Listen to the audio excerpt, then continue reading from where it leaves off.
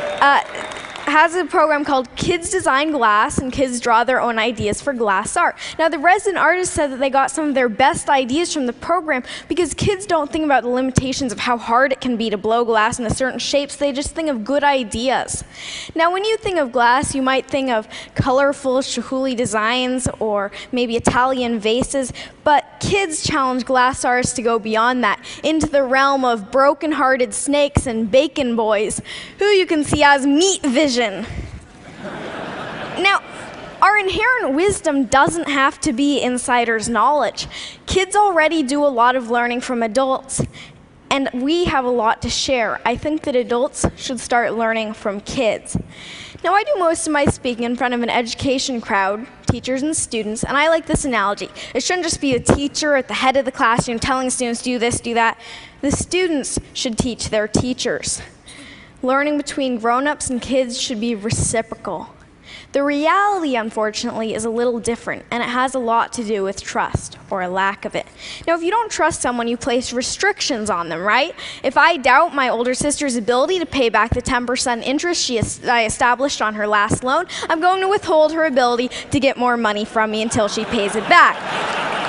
True story, by the way. Now, adults seem to have a prevalently restrictive attitude towards kids, from every don't do that, don't do this in the school handbook, to restrictions on school internet use. As history points out, regimes become oppressive when they're fearful about keeping control. And although adults may not be quite at the level of totalitarian regimes, kids have no or very little say in making the rules, when really the attitude should be reciprocal, meaning that the adult population should learn and take into account the wishes of the younger population.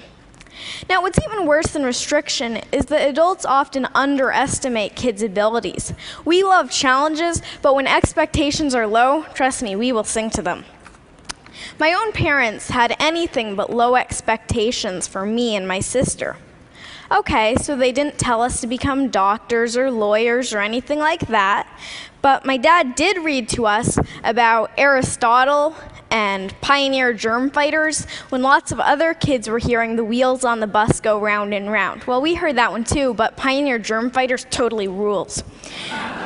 I loved to write from the age of 4, and when I was 6, my mom bought me my own laptop equipped with Microsoft Word. Thank you, Bill Gates, and thank you, Mom.